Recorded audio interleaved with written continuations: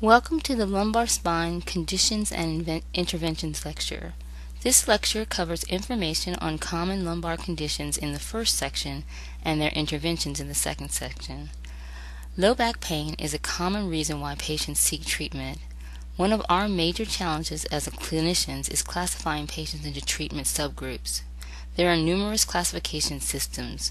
We can differentiate conditions by recognizing the unique clinical presentation of our patients. This will improve our assessment abilities and help us choose effective and appropriate interventions.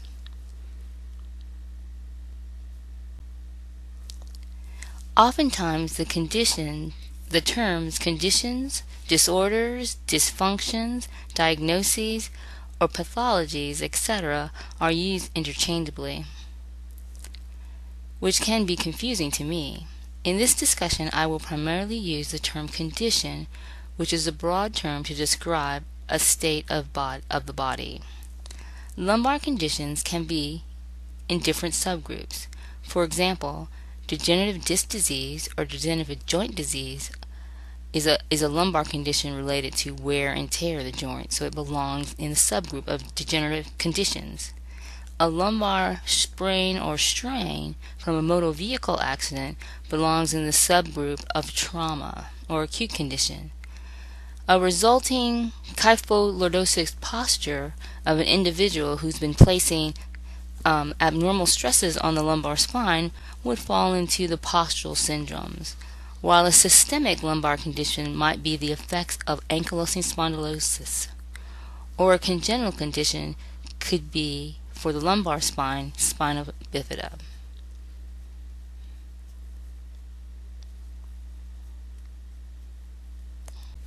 The following list is the specific lumbar conditions that we will discuss. Let's begin our discussion with the condition lumbar disc.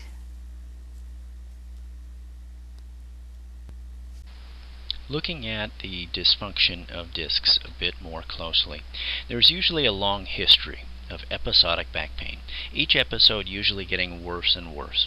It's not uncommon for a patient to see you in physical therapy after being unable to manage a chronic condition for a very long time. But it may be the first time that you see them, essentially with an episode that, quote-unquote, that is a straw that breaks the camel's back. This is usually a twisting and lifting injury. A person may continue to work even with this injury and then find that they can't get out of bed the next morning. This is usually due to an accumulation of fluid or swelling or chemical mediators that cause a lot of pain throughout the night that a patient just isn't simply aware of. Usually with a dysfunction of a disc, there may be pain radiating below the knee, indicating that a nerve is likely involved. Pain is typically worse in sitting because that accompanies forward flexion of the spine.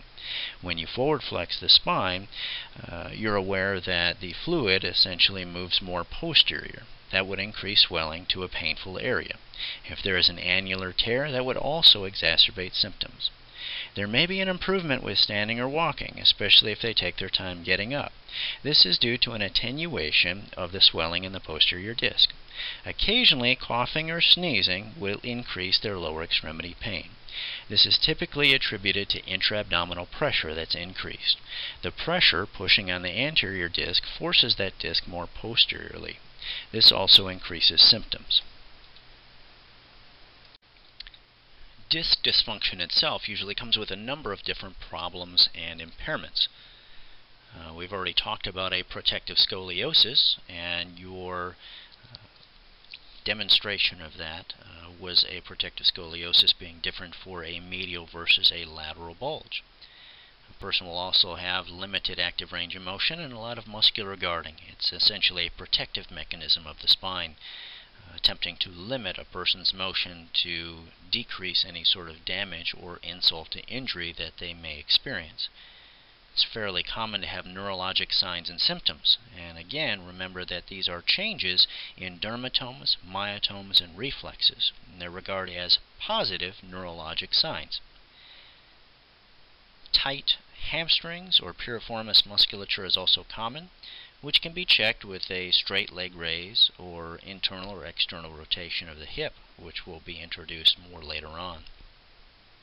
Typically with disc dysfunctions, distraction or taking some pressure off of the intervertebral disc will cause a reduction in pain, essentially ease it, whereas compression will increase the pain. And activity just as simple as sitting increases compression, as we know from the studies before. Muscle tenderness definitely persists, and this is due to a state of guarding or increased action of those muscles. Much like any muscle of your body, if you are to overwork it and not give it a break, such as the case with involuntary constant guarding of the lumbar spinal muscles, they're bound to get tender because of the accumulation of the acid and byproducts and metabolic actions of that muscle. Typically a person, because these muscles are working throughout the day and are unaccustomed to matter, you'll get decreased endurance. The concept of disc bulges being lateral or medial are important topics. What you're seeing here is a differentiation between a lateral disc bulge and a medial disc bulge. Now if you notice between left to right, that disc bulge both sits on the left side of the middle of the spinal cord. Now what you'll notice is that colored nerve root on the left, the bulge is just lateral to that nerve root. This is termed a lateral disc bulge. And the patient, to get away from the symptomatic side, is going to deviate their spine or create a protective scoliosis, deviating their spine to the right. This is going to pull the nerve root slightly away from that lateral disc bulge, thus decreasing symptoms. Now if you look off to the right, this is a medial disc bulge. The disc bulge is essentially just medial to that nerve root.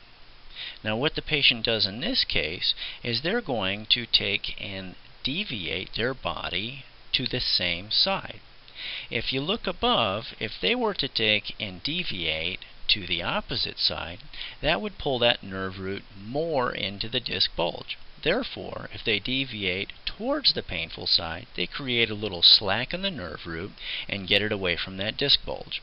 So it's important with your clinical examination to look at the side or the lower extremity that may be affected and which way the spine is deviating. You may be able to tell very easily if it may be a lateral or a medial disc bulge. Typically, a facet condition affects only one side and worsens with motion. Range of motion is affected usually on one side, coupled with stiffness. Impingement of structures may occur. They can be painful or non-painful, depending on which structures are impinged. Sprains, injury to connective tissues such as ligaments, muscles around the joint, can occur, versus dislocation, where there is a true separation of the joint surfaces and is likely more severe. Leg pain can radiate into the buttocks and down the upper leg, but usually does not pass the knee. This is sometimes a difficult view with which to orient yourself to, but this is a depiction of a facet joint, really a cross-sectional view of a vertebra. Now between the two arrows we see the articulating surfaces of the inferior articular process to the left of the vertebra up above. To the right is really the superior articular process of the vertebra down below. Those two slide up and down on each other. The two arrows are actually pointing to the menisci. The cephalad meniscus towards the top and the caudal meniscus towards the bottom, creating a physical block to the capsule being pinched. Take some time and really get oriented to this structure. In considering facet joints, there are several structures that prevent the capsule from being pinched. One of which is the ligamentum flavum, one is the multifidus muscle, and one is the meniscus. Now, earlier on in the semester, in the beginning, we could easily see that joint capsule invaginating, so when we released our distraction on that joint capsule, we did it slowly, so we prevented some pinching of the capsule, which could lead to a synovitis. The same thing can happen in the spine. It happens much more frequently in the neck, but it also happens in the lumbar spine. The ligamentum flavum has an elastic pull to it, which essentially acts as a spring to kind of pull the capsule up out of the way of the facet joints, really the two working parts of the facet joint. Now, the lumbar multifidi have attachments on the capsule. When they are contracted, they help pull the capsule out of the way, so we can actually use these muscles to help treat this area when the capsule's been pinched between the two articular surfaces. Now, the multifidi, with guarding, it could swell and push against the capsule that may actually increase pinching. So we need to be aware that this could be something that needs to be treated. Now there is a flip side. The meniscus itself is a little bit different. It provides a significant physical block to that capsule being pinched. One problem with the meniscus is there can be some abnormal formation or extra meniscus tissue that's involved in the joint, in the facet joint.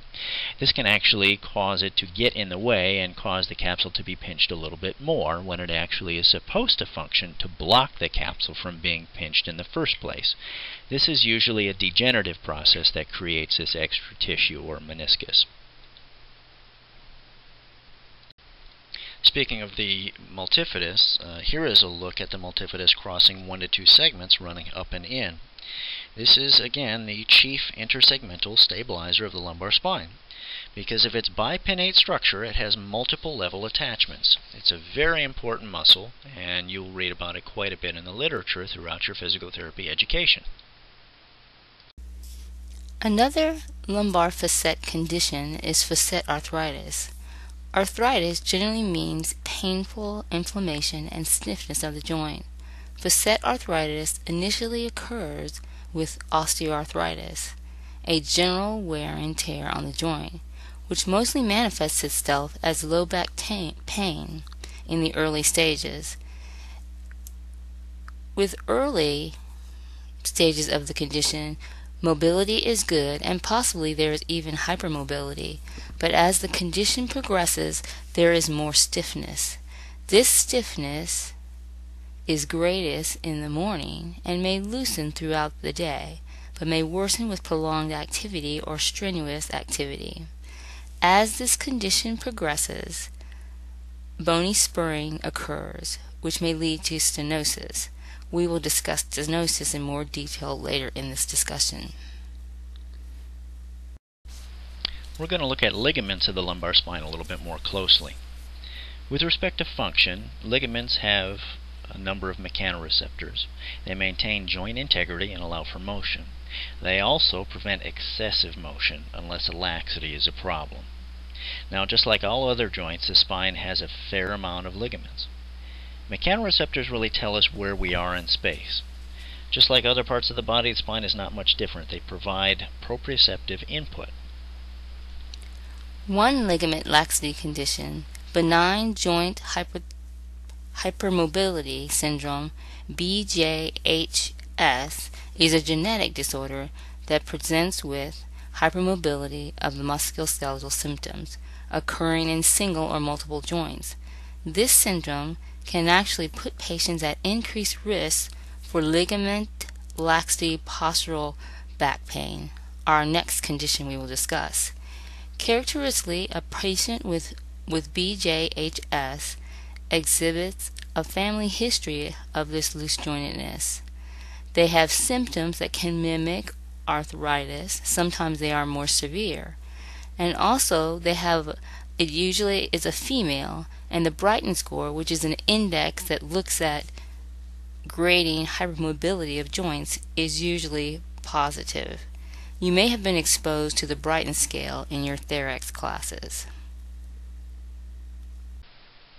As we get into some of the particular problems that people experience, the first thing that I'd like to cover is ligamentous weakness and postural back pain.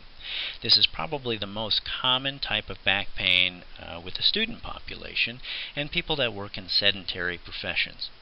This typically materializes as an aching with prolonged sitting, standing, or other postures. A patient will change positions a lot to try to achieve relief, really to reduce strain on the spine.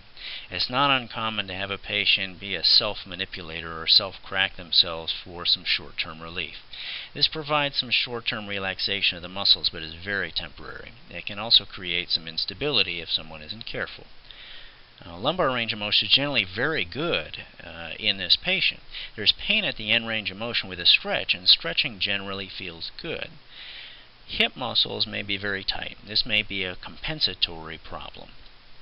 Now, with ligamentous weakness and postural back pain, there will not be neurologic signs and symptoms. There will not be changes in dermatomes, myotomes, or reflexes. Now, this is actually a pretty serious condition because it's a pre-discal condition, and a discal condition is very serious. The only thing that turns this into a disc condition is just added time and added strain. So it's important to achieve a good posture and move often and reduce strain in the lumbar spine. Disc bulges are actually very common, and it's very common in the asymptomatic subjects. In the literature, it's estimated that up to 30 to 40% of people without symptoms actually have a disc bulge, and that's diagnosed via MRI. Moving on. We're going to look at a couple of syndromes involving injuries to the lumbar spine. Today we're going to look at lumbar strains, sprains, and synovitis problems. The history of this is generally an awkward or an unguarded movement, an overstretching, or even a traumatic event where the spine was forced in a position that it's not accustomed to going into. Overall, the pain worsens over the next 2 to 3 days. Remember that an inflammatory response takes time. The injury can occur, and pain, inflammation, and swelling, as well as muscular guarding, can increase over the course of 2 to 3 days or even longer. This is again during the immediate and the acute stage of the injury.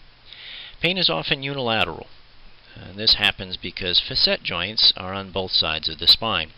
Usually movements are done with an awkward movement, as I said before, incorporating a rotation or a side bending movement, so often one side is generally embarrassed. Pain can be felt into the buttock or posterior thigh. This doesn't necessarily mean that a nerve is involved. The structures in the lumbar spine, meaning joints and ligaments and muscles, are also capable of referring pain into the extremity. The only difference is that when a nerve is involved, most of the time it goes below the knee, but it can also go above the knee as well. The onset with these problems is generally immediate. Limitations in range of motion are also experienced. Problems and impairments after sprains, strains, or a synovitis include posture alterations. A patient may assume a position where they get some relief. They could also be held in a position due to muscular guarding. This is more of a splinting reaction. A patient will do this, again, to avoid painful postures, or it may be completely involuntary. The quadratus lumborum and posterior lateral muscles may tighten up significantly. Again, this may be due to that involuntary muscular guarding. Tenderness can be notable. Increased tone in these muscles can be notable as well. The posterior lateral hip may also play into this scenario. Remember, tenderness can occur from that abnormal muscle action and guarding. If that muscle is working non-stop, involuntarily, you're creating some metabolic waste products, and also injury of that muscle could add to its tenderness. Endurance could be affected significantly. When your muscles are working so hard to guard and splint for an acute problem, they become tired. Realize that these type of problems, sprains, strains, and synovitis problems, there are no neurological signs. There are no changes in myotomes, dermatomes, or reflexes with this problem. This will aid in your examination and evaluation of a patient. Instability represents an abnormal response to forces applied, described by movement of the spinal segment beyond normal constraints. Causes can be numerous. The stabilizing structures of the lumbar spine must be balanced between 3 different systems. The first system is the passive system, whose components are the vertebra, the facet joints, the intervertebral disc, the ligaments, the joint capsules, and passive muscle support. The second system is the neural control center, and the last system is the active system of muscles and tendons. These systems must be in balance. Instability occurs when one of the systems cannot do the task, so an imbalance occurs. More often than not, there is also an articular instability and muscle imbalance. Instability most frequently affects L4-5 or L5-S1. Clinical signs and symptoms are nonspecific. For example, there is low back pain with radicular pain, and the signs are seen or noted most particularly with transitional or positional changes. There may be movement dysfunction, and there are positive special tests for lumbar instability, such as prone instability tests or segmental instability, which indicate the instability of the segments.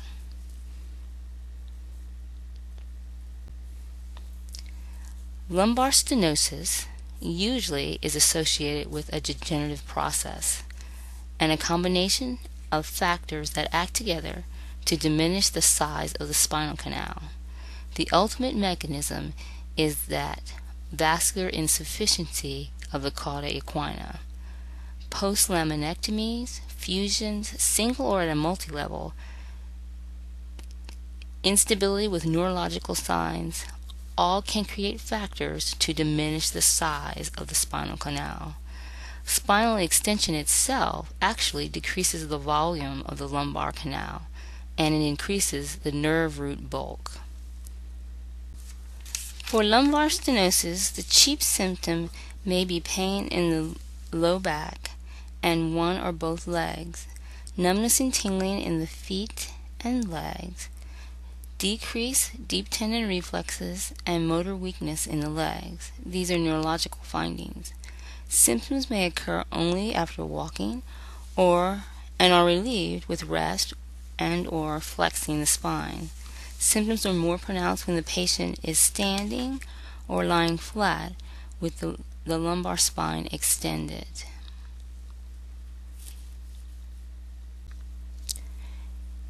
Here is an artist's rendition of lumbar stenosis. The picture shows encroachment of bone into the spinal canal. The MRI shows spinal stenosis at L3-4 due to a disc herniation. Central spine stenosis is a bit different. It's a result of both degenerative disc disease and degenerative joint disease. The DJD affects the posterior vertebral bodies. Cauda equina can be involved if there is severe narrowing resulting in bowel and bladder problems. Now this is a red flag. This is something we can't fix, and it needs to be referred out to a physician. Even though they may use a wait-and-see approach, this is not our call past this point. Now be aware that burning paresthesia in both calves is very indicative of neurogenic claudication, which we're going to cover a little bit later. We're going to look at several forms of stenosis, one of which being lateral foraminal stenosis. The first cause is going to be degenerative disc disease. When degeneration happens on the intervertebral disc, the nucleus becomes fibrous. Disc space narrows. When that happens, the superior vertebra slides down and back on the inferior vertebra. When this happens, the central canal and the intervertebral foramen narrow, providing less space for the nerve tissues. Now these changes are not necessarily normal, but sometimes, given age and significant wear and tear, it is reasonable given the patient. This can be had bilaterally. History of lateral foraminal stenosis can be male or female and encompasses a very gradual onset of lumbar pain, buttock, or in the lower extremity. There will be a paresthesia or alteration in sensation to the lower extremity. This could be burning, tingling in nature, but there's a myriad of other changes that can occur. Burning and numbness tingling is the most common symptom experienced by patients. Pain typically increases with backward bending or side bending to the involved side, as that also closes down the neural foramen in that area. This would also be relieved with sitting. And one of the other common things that a patient may tell you within a history is that when walking through a supermarket, stenosis generally improves with increased flexion. Therefore, they improve with using a shopping cart, which incorporates a little bit more lumbar or spinal flexion. Neurogenic intermittent claudication should be differentiated from the leg claudication produced by atherosclerosis. Vascular disease is commonly associated with other problems, such as dystrophic skin changes, foot pallor, decreased peripheral pulses, etc. Pain and cramping in the buttocks is associated with ambulation as well. People with vascular claudication usually obtain relief with rest, and they can very accurately quantitate the distance that they ambulate. Now, this person is going to get relief without significant changes in posture. Typically, they get relief from leg pain by simply resting the legs even while they're in the upright position.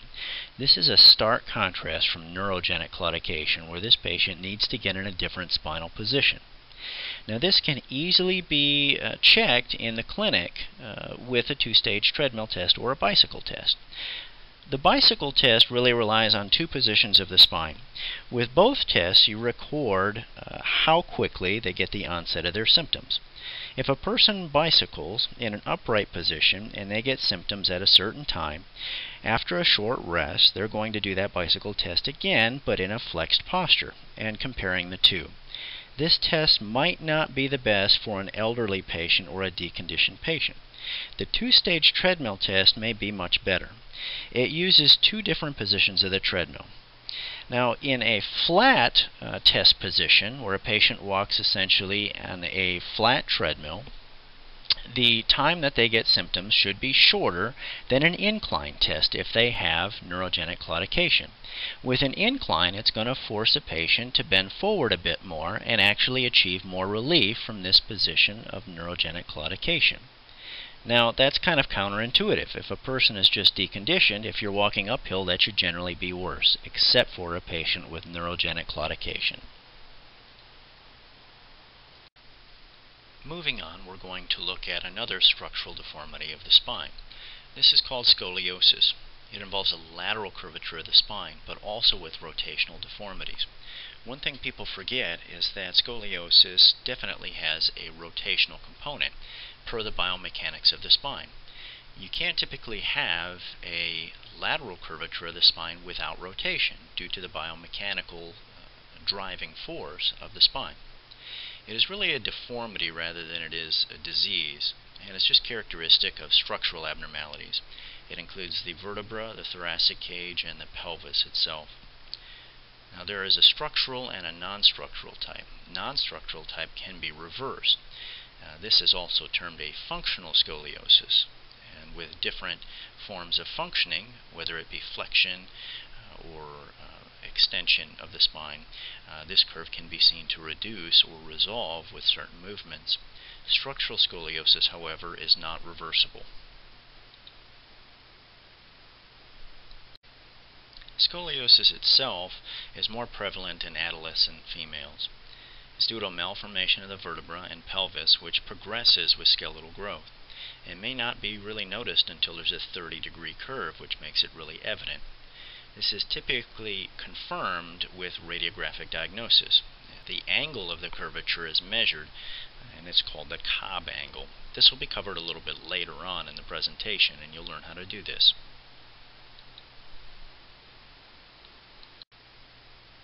The physical exam of scoliosis incorporates a couple of different aspects, first of which is structure. When a person bends forward, as in the typical fashion when you examine scoliosis, you're looking initially for a rib hump. The ribs on one side of the thoracic spine will typically be higher, and this is due to the rotational component of the scoliosis. In standing, you may notice that the curve assumes a natural S shape. When there is a convexity within the spine, it generally has to straighten itself out to compensate, therefore forming an S. You would note that the curvature would, say, be to the left in the lumbar spine and then compensate with a right curvature in the thoracic spine. Active movements would be evaluated as well. Typically, side bending would be limited to the side of the convexity. Muscle length would be examined throughout the area, as well as muscle strength. It's common to have weak muscles on the side of the convexity. There are differences in fiber types on the side of the convexity and the concavity, which are a little bit difficult to predict based on research. As promised, Cobb's angle, the measurement of scoliosis. This is typically done from an AP radiograph like you see on the right. What's done is the apical vertebra, the one that is rotated and displaced most laterally, is found. Then what we look for are the end transitional vertebrae. So the top of the end plate of the end of the scoliotic curve is marked with a straight line. The same thing is done for the bottom vertebra, and the bottom of the end plate is also traced across. The angle that is formed between the two intersecting lines is what we call the Cobb angle. This particular one measures about 40 degrees.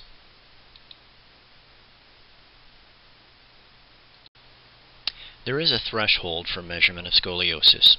10 degrees or less is considered to be within normal limits. Scoliosis itself gets progressively worse and accompanies more significant structural changes, as you can see. Between 20 and 40 degrees is when we start to have early structural changes and becomes a bit more noticeable with examination. Anything upwards of 60 to 70 degrees, we can assume there might be some significant cardiopulmonary changes. It changes the lung function due to the obstruction within the chest cavity. Pulmonary function tests may be needed to figure out exactly how much deficit there might be. Now, the reason I included the radiograph up there as well is when it comes to the naming of the curve. Typically we name the convexity of the curve. In looking at an AP radiograph, most of the time the way a radiologist sees it is as if the patient is standing looking towards you. Therefore, what we are seeing is a convexity off to the right. So again, a patient is standing looking towards you as if they were to have that radiograph taken.